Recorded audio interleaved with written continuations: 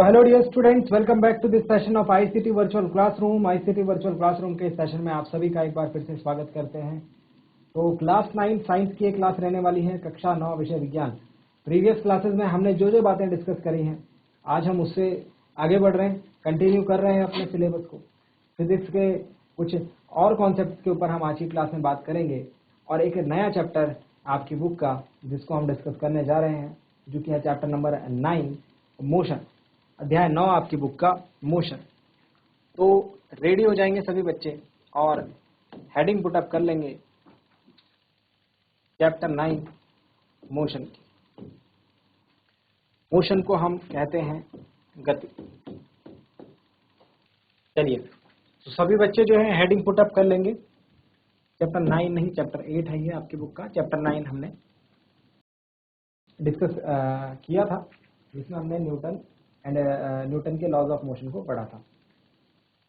Motion के ऊपर बात करेंगे, बहुत ही इंपॉर्टेंट टॉपिक है और बहुत ही इंटरेस्टिंग टॉपिक भी है। आपको इसको पढ़ने में जो है इंटरेस्ट भी आएगा और आपको ऐसा भी लगेगा कि आपके डेली लाइफ में ये टॉपिक कितना कनेक्टेड है। मोशन एक ऐसा टॉपिक है जो आपके दैनिक जीवन से पूरा 100% कनेक्टेड है। डेली लाइफ में आप मोशन को देख सकते हैं, फील कर सकते हैं, उसका पता लगा सकते हैं। तो इस चैप्टर में हम क्या क्या पढ़ेंगे ये मैं आपको बता देता हूँ। हम इस चैप्टर में पढ़ेंगे ऑब्जेक्ट के मोशन के बारे में, और बेसिकली हम बात करेंगे एक लीनियर मोशन में, यानी कि motion of a body in a straight line. Previous classes में आपने गति के प्रकार पढ़े होंगे। गति विभिन्न प्रकार की होती है। सरल रेखीय गति जिसको रेक्टिलिनियर मोशन कहते हैं, या फिर ट्रांसलेटरी मोशन। कर्वीलिनियर मोशन जिसको वक्रीय गति कहते हैं। सर्कुलर मोशन जिसको वृत्तीय गति कहते हैं। रोटेटरी मोशन जिसको घूर्णन गति कहते हैं, है ना। वाइब्रेटरी मोशन जिसको हम कंपन गति कहते हैं। ऑसिलेटरी मोशन जिसको दोलनी गति कहते हैं। ठीक है, काफी सारी गतियां हमने, काफी सारे मोशंस हमने प्रीवियस क्लासेस में पढ़े हैं।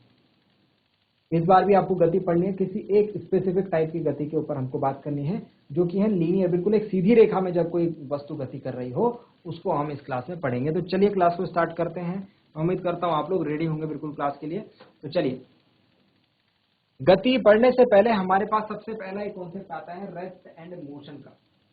रेस्ट क्या होता है, मोशन क्या होता है, विराम क्या होता है, गति क्या होती है, सबसे पहले हम इस चीज के ऊपर बात करेंगे। तो प्यारे बच्चों, जब भी हम बात करें गति और विराम की, रेस्ट मतलब विराम और मोशन मतलब गति, तो जब कोई ऑब्जेक्ट, विराम मतलब जब कोई ऑब्जेक्ट रुका हुआ हो, जब कोई चल ना रहा हो, तो उसको हम रेस्ट में कहेंगे या फिर विराम में कहेंगे। जब कोई ऑब्जेक्ट इधर उधर चल रहा हो, अब उसके स्थान परिवर्तित हो रहा हो, तो उसको हम गति में कहेंगे, मोशन में कहेंगे। सिंपल सी बात है। लेकिन सिर्फ इतनी ही बात जो है इनफ नहीं होती है रेस्ट एंड मोशन के लिए। सपोज ये बॉल देखिए आप, ये बॉल हम यहाँ पर देख रहे हैं, ये बॉल, और यहाँ पर एक ये सड़क पर चलती हुई गाड़ी है, कार है। क्या है, एक बॉल है यहाँ पर और एक सड़क पर चलती हुई कार है ना। इसके बाद आप देखेंगे कि अगर कोई ऑब्जर्वर है यहाँ पर, ये कौन है, ये ऑब्जर्वर है, यानी कि जो ऑब्जर्व कर रहा है इन ऑब्जेक्ट्स को जो देख रहा है, ये क्या है, यहाँ पर सड़क के किनारे खड़ा हो रखा है। अब इसको क्या दिख रहा है, एक ये बॉल दिख रही है जमीन पर और एक ये कार दिख रही है सड़क पर। इसके बाद क्या होता है, इसको दिखता है कि ये बॉल बिल्कुल मूव नहीं कर रही है, बॉल जहां पर रखी हुई है वहीं पर है, तो बॉल इज एट रेस्ट। अभी इस ऑब्जर्वर को क्या लगेगा, बॉल जो है विराम की अवस्था में है। किसको लग रहा है, ये इस स्टेशनरी मैन को लग रहा है, इस व्यक्ति को लग रहा है जो कि किनारे पर खड़ा हो रखा है। ऐसे ही कार भी रुकी हुई है, तो इसको क्या दिख रहा है, car is at rest, car भी क्या है, विराम की अवस्था में है। इस स्टेशनरी मैन को ऐसा दिख रहा है। बात समझ रहे हैं, समझते जाएंगे बात को, अभी कोई लिखेगा नहीं, बस समझें। अब क्या होता है, ये बॉल लुढ़कना शुरू करती है। अब ये बॉल जो है लुढ़कना शुरू करती है। फिर से देखते हैं, ये बॉल जो है लुढ़कना शुरू करती है, तो हम क्या कहेंगे, और ये कार जो है चलना शुरू करती है। अच्छा, ये दोनों ही केसेस में हम क्या कहेंगे, हम ये कहेंगे कि ऑब्जेक्ट जो है किस में आ गया, ऑब्जेक्ट मोशन में आ गया। दोनों ही केसेस में हम क्या कहेंगे कि ऑब्जेक्ट किस में है, मोशन में आ गया। पहले ये रेस्ट में था, जैसे ही ये चलने लगा ये मोशन में आ गया। Ball is moving, now car भी चलने लगी तो कार इज मूविंग। बात समझ में आई? फिर से देखिए, एक बार फिर से देखिए इस चीज को, फिर से समझिए। ये हमारी स्टार्टिंग देखिए, ये बॉल है, ठीक है। बॉल क्या हुई, बॉल रेस्ट में है, देन उसके बाद बॉल रेस्ट में है, देन उसके बाद कार भी रेस्ट में है। सामने से आदमी देख रहा है, इसको दिख रही है बॉल रेस्ट में है, कार भी रेस्ट में है। बॉल चलने लगी, बॉल इज मूविंग, कार चलने लगी, कार इज मूविंग। तो ये जो आदमी खड़ा है ये बातें बता रहा है हमको कि कौन सा ऑब्जेक्ट रेस्ट में है, कौन सा ऑब्जेक्ट मूव कर रहा है। अब आपको समझ में आ रहा होगा, ये बात समझ में आ गई कैसे पता लगाते हैं कौन सा ऑब्जेक्ट रेस्ट में है, कौन सा ऑब्जेक्ट मूविंग है। ये बात हमें पता लग गई। अब नेक्स्ट बात पता लगाते हैं,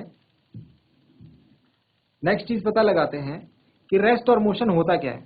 तो रेस्ट को हम लोग कहते हैं dear students, a body is said to be at rest. एक बॉडी को हम कब कहेंगे कि वो रेस्ट पर है, एक बॉडी को हम तब कहेंगे कि वो रेस्ट पर है if its position remains constant with respect to its surroundings और फ्रेम ऑफ रेफरेंस। ये फ्रेम ऑफ रेफरेंस क्या है प्यारे बच्चों?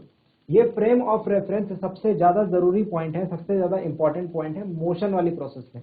जब भी हम किसी ऑब्जेक्ट का मोशन डिसाइड करते हैं, जब भी हम किसी वस्तु की गति का निर्धारण करते हैं, वहां पर फ्रेम ऑफ रेफरेंस, जिसको हम हिंदी में निर्देश तंत्र कहते हैं, हिंदी में हम इसे क्या कहते हैं, निर्देश तंत्र, ये काफी ज्यादा इंपॉर्टेंस रखता है, यहाँ पर काफी ज्यादा महत्व रखता है। ये फ्रेम ऑफ रेफरेंस ही बताएगा कि ये ऑब्जेक्ट जो है वो रेस्ट में है या फिर वो मोशन कर रहा है। मतलब फ्रेम ऑफ रेफरेंस से ही ये डिसाइड होगा कि कोई वस्तु रुकी हुई है या चल रही है। जैसे कि पिछले एग्जाम्पल में जो आदमी था वो बाहर खड़ा था किनारे पर सड़क के, तो उसका फ्रेम ऑफ रेफरेंस जिस जगह से वो देख रहा था वो फ्रेम ऑफ रेफरेंस था। वो आदमी हमारा जिस जगह पर खड़ा था वो फ्रेम ऑफ रेफरेंस था, वो देख करके बता रहा था कि कोई ऑब्जेक्ट चल रहा है या रुका हुआ है। तो उस फ्रेम ऑफ रेफरेंस के हिसाब से अगर कोई ऑब्जेक्ट अपनी पोजीशन चेंज नहीं करता, यानी कि कांस्टेंट एक ही जगह पर रहता है, तो हम उसको रेस्ट की पोजीशन में कहते हैं। हम उसको क्या कहते हैं, रेस्ट की पोजीशन में। जैसे हमको क्या दिखते हैं, माउंटेन दिखते हैं, बिल्डिंग दिखती है, पर्वत दिखते हैं, बिल्डिंग्स दिखती हैं, ये एक ही जगह पर रहते हैं, तो हम ये कह सकते हैं कि ये रेस्ट की पोजीशन में। अब बात करते हैं मोशन की। तो मोशन में क्या होगा, इसका ठीक उल्टा होगा। क्या होगा मोशन में, देखिए, a body is said to be in motion if its position, यहाँ पर कांस्टेंट था, इज चेंजिंग, यहाँ पर अगर पोजीशन चेंज हो रही होगी तो क्या कहेंगे, मोशन में कहेंगे। बस इतना सा अंतर है, बाकी सारा चीज सेम है। वहां पर कांस्टेंट है उसकी पोजीशन, एक ही पोजीशन है, यहाँ पर पोजीशन चेंज हो रही है, यानी यहाँ पर जगह वो अपनी बदल रहा है। एग्जाम्पल के तौर पर अगर देखा जाए तो एग्जाम्पल के तौर पर हमारे पास गाड़ियां जो चलती हैं, बसें जो चलती हैं, ट्रेन जो चलती है, क्रिकेट बॉल जब शॉट मारे उस पर तो वो चलने लगती है। ये सारे एग्जाम्पल हैं मोशन के। तो जल्दी से इस पार्ट को नोट डाउन करेंगे। सबसे पहले हमने क्या बात करी है, हमने बात करी है रेस्ट और मोशन के बारे में। चलिए प्यारे बच्चों, तो रेस्ट और मोशन की कहानी जब हम समझ चुके हैं तो अब हमें आगे बढ़ना चाहिए। अब हमें कुछ और एग्जाम्पल बात करनी चाहिए कि जो प्लैनेट्स जो रिवॉल्व करते हैं सन के चारों तरफ, सूरज के चारों तरफ जो ग्रह घूमते हैं, जिसमें कि हमारी पृथ्वी भी है, हमारी अर्थ भी है, वो भी क्या है, वो भी मोशन का एग्जाम्पल है। ठीक है, वो भी क्या है, वो भी मोशन का एग्जाम्पल है। Molecules of gas in motion above zero के, मतलब कि ये बात को कहने का मतलब है कि जो गैस होती है, गैस के अंदर जो गैस के अणु होते हैं, छोटे छोटे अणु होते हैं, मॉलिक्यूल्स होते हैं, वो भी क्या करते रहते हैं, वो भी घूमते रहते हैं, यानी कि वो भी क्या रहते हैं, मोशन में रहते हैं। बात समझ में आ गई है? चलिए अब हम नेक्स्ट बात करते हैं कि rest and motion are relative terms. जल्दी से इस बात को लिखेंगे कि rest and motion are relative terms. Relative मतलब एक दूसरे से संबंधित होते हैं, एक दूसरे से जुड़े हुए होते हैं। कैसे जुड़े हुए होते हैं, देखिए, an object which is at rest can also be in motion simultaneous. कोई वस्तु, यहाँ ये कहा जा रहा है, कोई वस्तु जो रेस्ट में है, यानी कि जो विराम की अवस्था में है, वो गति की अवस्था में भी हो सकती है, मतलब वो चल भी रही हो सकती है। क्या ये बात सुनने में थोड़ा अजीब लगती है कि कोई ऑब्जेक्ट अगर रेस्ट में है वो मोशन में भी है? आप कहेंगे ऐसा कैसे हो सकता है। देखिए एग्जांपल से समझते हैं इसको। A passenger sitting in a moving train, एक यात्री जो है चलती हुई रेलगाड़ी में बैठा हुआ है और वो रेलगाड़ी चल रही है ना। एक यात्री जो है रेलगाड़ी में बैठा हुआ है और वो रेलगाड़ी चल रही है। Are at rest with respect to each other. अब आप सोचिए, ये रेलगाड़ी है इस रेलगाड़ी की इस बोगी में यहाँ पर आप बैठे हैं और आपके सामने एक दूसरा व्यक्ति बैठा है। तो आप जब इस व्यक्ति को देखेंगे तो आप बोलेंगे ये व्यक्ति रेस्ट में है। जब ये व्यक्ति आपको देखेगा तो ये व्यक्ति बोलेगा कि ये भाई साहब भी क्या है, रेस्ट में है। यहां तक बात ठीक है। But they are also in motion at the same time with respect to the object like trees, building etcetera. लेकिन बाहर अगर ये पेड़ है और इस पेड़ पर कोई आदमी चढ़ के इनको देखेगा तो इस आदमी को ये ऑब्जेक्ट ऐसे, ये आदमी है जो गाड़ी के अंदर बैठे हैं, जो यात्री, ये ऐसे चलते हुए दिखाई देंगे क्योंकि ये ट्रेन में बैठे और ट्रेन चल रही है। तो इनके हिसाब से, इसके हिसाब से जो पेड़ है, पेड़ के हिसाब से ये लोग चल रहे हैं, यानी कि ये मोशन में है। और ये दोनों आमने सामने अगर बैठे हैं ट्रेन के अंदर तो इन दोनों के हिसाब से ये रेस्ट में है। बताओ कितनी इंटरेस्टिंग बात है। दो आदमी मोशन में भी है यानी वो चल भी रहे हैं, और दो आदमी रेस्ट में भी है, मतलब वही दो आदमी एक बार मोशन में एक बार रेस्ट में। तो यहां पर मैं आपको समझा रहा हूं प्यारे बच्चों कि फ्रेम ऑफ रेफरेंस का लॉजिक बनता है। हमको पहले ये देखना है कि ये दोनों आदमियों को हमको चेक कहां से करना है। अगर हमको ये बताना है कि ये आदमी रेस्ट में है या मोशन में है तो हमको खड़ा कहां पे रहना है ये चीज चेक करने के लिए। अगर बोलेंगे कि आपको ट्रेन के अंदर खड़ा रहना है, हाँ तो ट्रेन के अंदर के हिसाब से ये दोनों रेस्ट में है। आप बोलेंगे सर उस हिसाब से दोनों रेस्ट में है। लेकिन मैं बोलूंगा आप ट्रेन के बाहर खड़े हो और ये ट्रेन चल रही है तो आप बोलेंगे हाँ फिर सर ये मोशन में है। यानी कि जो आदमी इनका मोशन देख रहा है, जो चेक कर रहा है कि ये रेस्ट में है या मोशन में, उसको कहां पर खड़ा आपने करा हुआ है, वो कहां पर खड़ा होकर के इनका मोशन देख रहा है, ये चीज जरूरी है। इस हिसाब से हम बता सकते हैं कि कोई ऑब्जेक्ट रेस्ट में है या मोशन में है। तो हमने क्या बात यहां पर लिखी, बहुत ही इंपॉर्टेंट बात लिखी कि जो रेस्ट है, मोशन है, वो एक दूसरे के रिलेटिव टर्म्स होते हैं। कोई ऑब्जेक्ट हमको एक बार के लिए चलता हुआ दिख सकता है, वही ऑब्जेक्ट हमको रुका हुआ भी दिख सकता है। डिपेंड करता है कि हम उसे देख कहां से रहे हैं। इस पॉइंट को जल्दी से नोट डाउन करेंगे। तो प्यारे बच्चे हमने क्या कहा कि rest and motion are relative terms. अब इसको थोड़ा सा एक और एग्जांपल से हम समझेंगे। देखिए यहां पर हम देखते हैं कि ये आदमी जो पहले ऑब्जेक्ट का मोशन देख रहा था, फिर से इस आदमी को हमने खड़ा कर दिया, ठीक है। फिर से कार आई, ये कार चल रही है, इस आदमी ने कहा कार इज मूविंग। फिर से देखो ये कार चली, व्यक्ति ने क्या कहा कार इज मूविंग, ठीक है। इसने देखा बोला कार चल रही है। फिर ये दूसरी कार आई, ये चली, इसने कहा ठीक है ये कार भी मूविंग है, मूव कर रही है। दोबारा से देखते हैं। फिर से देखिए पहली गाड़ी आई, ये चली, तो इस व्यक्ति ने कहा कि कार इज मूविंग। दूसरी गाड़ी आई, ये चली, इसने फिर से कहा कि कार इज मूविंग। अब की बारी क्या हुआ, दोनों गाड़ी साथ में आ गई, दोनों चली, अभी दोनों रुकी हुई हैं, ठीक है, तो दोनों रेस्ट पर, अभी दोनों चल रही हैं, तो both the cars are moving. देखो यहां पर 2 पॉइंट्स लिखे हुए, इन 2 पॉइंट्स का मतलब समझना। फिर से चलाते दोनों गाड़ियों को, अभी दोनों गाड़ियां रुकी हुई हैं, तो both the cars at rest. ये देख रहा है इस गाड़ी को, ये भी रुकी हुई है, ये देख रहा है इस गाड़ी को, ये भी रुकी हुई है, ये देख रहा है इस गाड़ी को, ये भी रुकी हुई है। मतलब सबके हिसाब से चीजें जो है रेस्ट में। समझना इस बात को, फ्रेम ऑफ रेफरेंस आप यहां से समझ जाएंगे।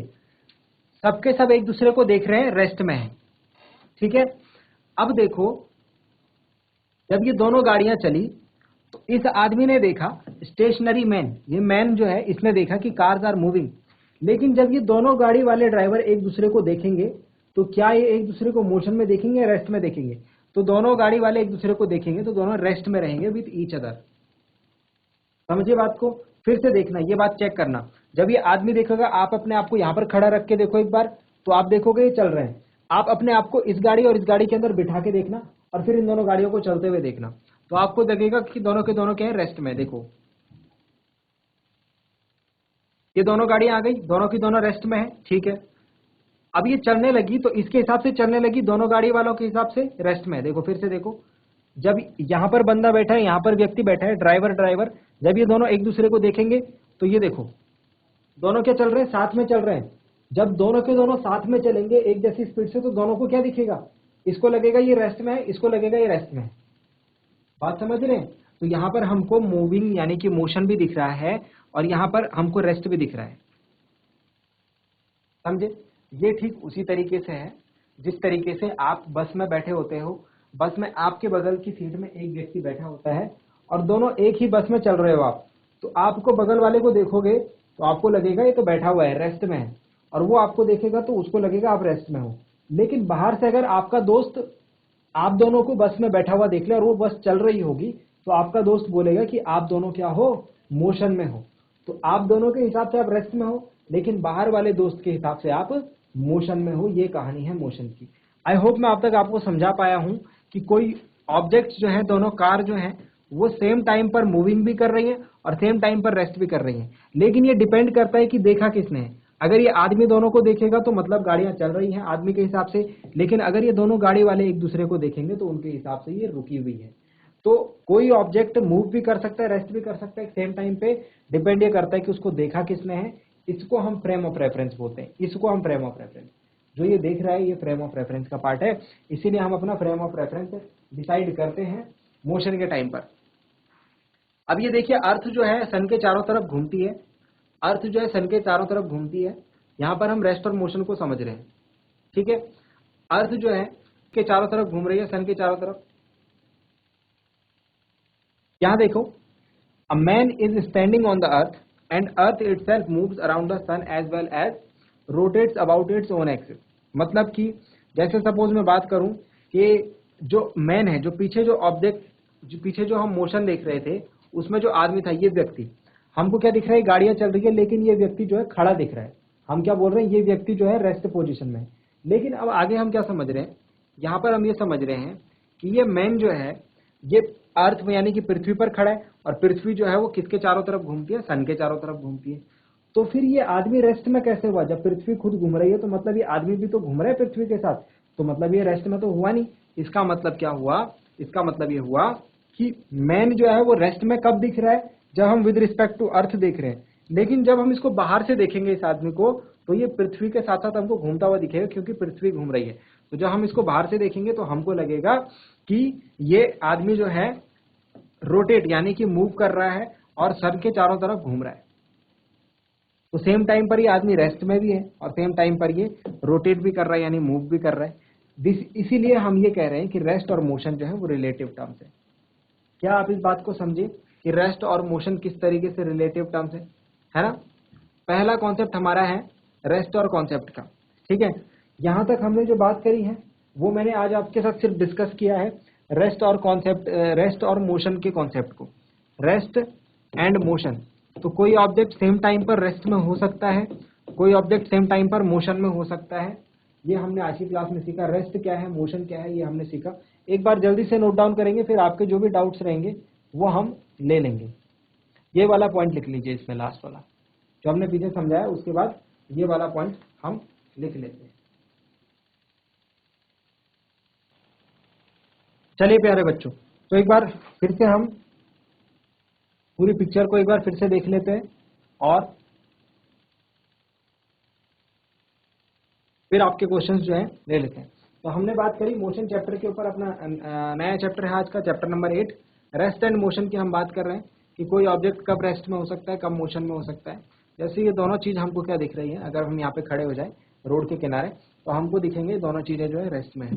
लेकिन जब ये हमको अभी दिख रहा है कि रेस्ट में है, जैसे ये चलने लगेगी तो हमको दिखेगा कि ये मूविंग है यानी कि मोशन में है।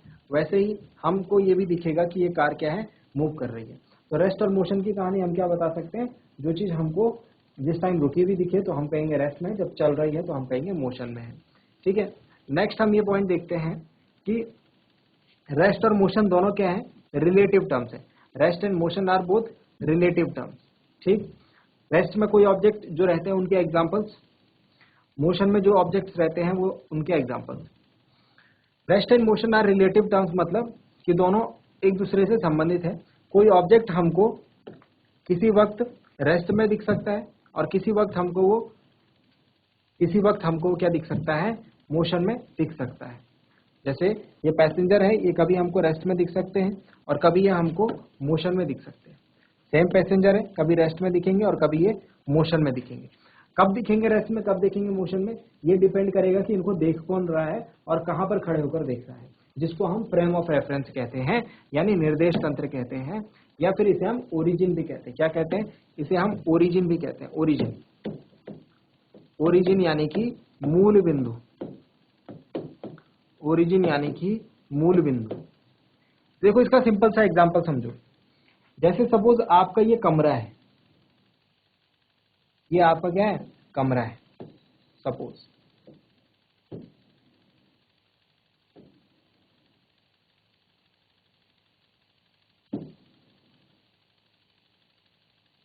ठीक, ये आपका सपोज रूम है। अब आप क्या कर रहे हैं, इस रूम में यहां पर इस कोने पर आप बैठे हुए हैं या खड़े हैं। अब आपके रूम में क्या हुआ, एक मधुमक्खी आई। एक कौन आई, मधुमक्खी आई, और वो उड़ करके कमरे का चक्कर लगाने लगी, है ना, कमरे का चक्कर लगाने लगी। तो आप कहेंगे कि ये मधुमक्खी जो है, ये बी जो है, ये क्या है, मोशन में है।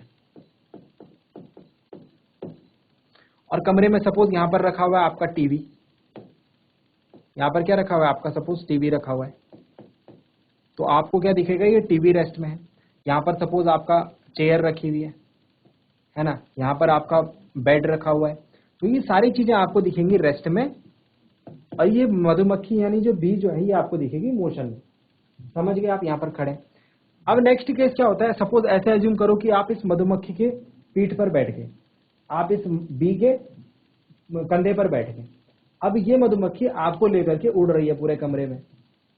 तो अब की बार आपको क्या दिखेगा, ये बी जो है आपको लगेगी रेस्ट में। जब आप इस बी के साथ बैठ करके उड़ेंगे तो आपको बी यानी मधुमक्खी कैसे दिखेगी, रेस्ट में, क्योंकि आप तो उसके ऊपर बैठे हुए। बाकी सारी चीजें कमरे की आपको दिखेंगी मोशन में। कमरे की बाकी सारी चीजें आपको कैसे दिखेंगी, मोशन में। जब आप उड़ रहे हैं तो टीवी अभी आपको यहाँ दिख रहा है, जब आप आगे चले गए तो टीवी आपको पीछे दिख रहा है ना। तो ऑब्जेक्ट आपको लगेगा अपनी पोजीशन चेंज कर रहे हैं, मतलब वो मोशन में है। तो यही सेम कॉन्सेप्ट है रेस्ट एंड मोशन का, कि कोई चीज हमको रेस्ट में भी दिख सकती है, कोई चीज मोशन में भी दिख सकती है। डिपेंड करता है हम उसको देख कहां से रहे हैं। सेम आदमी अगर मैं ही देख रहा हूं किसी मोशन को, किसी ऑब्जेक्ट के मोशन को अगर मैं डिफाइन कर रहा हूं, तो मेरे हिसाब से वो ऑब्जेक्ट कभी रेस्ट में भी हो सकता है, सेम ऑब्जेक्ट उसी टाइम मोशन में भी हो सकता है। डिपेंड ये करता है कि मैं खड़ा कहां पर हूं, मैं कहां से उस ऑब्जेक्ट का मोशन देख रहा हूं। चलिए एक और एग्जांपल आपको देता हूं, यहां पर मुझे याद आ गया, ठीक है, आई होप आप समझ पाएंगे। सपोज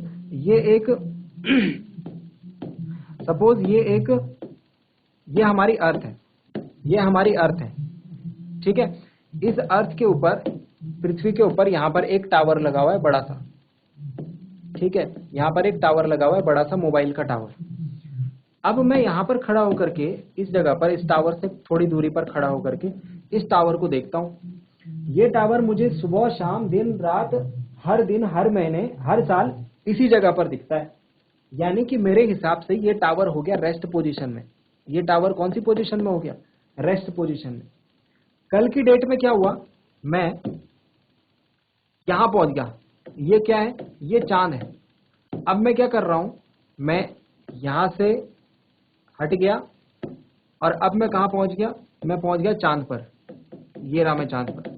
अब मैं चांद से इस टावर को देख रहा हूं, सेम टावर, वही टावर जो मुझे 2-3 साल तक रेस्ट पोजीशन में दिख रहा था। अब मैं उसी टावर को कहां से देख रहा हूं, चांद से। अब चांद से क्या हो रहा है, ये पृथ्वी घूम रही है, earth is revolving as well as rotating. पृथ्वी घूम रही है, अपनी एक्सिस पर भी घूम रही है, ऐसे सूरज के चारों तरफ भी घूम रही है। तो मुझे पृथ्वी घूमती हुई दिखाई देगी। अगर मैं इस टावर को देखूंगा, ये टावर भी मुझे क्या दिखेगा, घूमता हुआ, क्योंकि अर्थ घूम रही है, पृथ्वी के ऊपर है। यानी कि जब मैं इसे यहां से देखूंगा तो सेम टावर मुझे मोशन में दिखेगा। अब समझे आप, एक बार ये टावर मुझे विराम में दिख रहा था जब मैं इसको जमीन से देख रहा था, जब मैं इसे आसमान में देख रहा हूं तो ये गति करता हुआ मुझे दिख रहा है, घूमता हुआ दिख रहा है। तो कहने का मतलब है, एक ही ऑब्जेक्ट एक ही टाइम पर रेस्ट में भी रह सकता है, मोशन में भी रह सकता है। डिपेंड ये करता है कि ऑब्जर्वर यानी कि जो प्रेक्षक है वो उसे कहां से देख रहा है। इसको हम कहते हैं फ्रेम ऑफ रेफरेंस। पहले केस में हमारा फ्रेम ऑफ रेफरेंस ये पृथ्वी था, दूसरे केस में हमारा फ्रेम ऑफ रेफरेंस ये चांद और पृथ्वी हो गया। बात समझ रहे हैं। तो इस तरीके से हमने यहाँ पर कॉन्सेप्ट के ऊपर बात करी थी।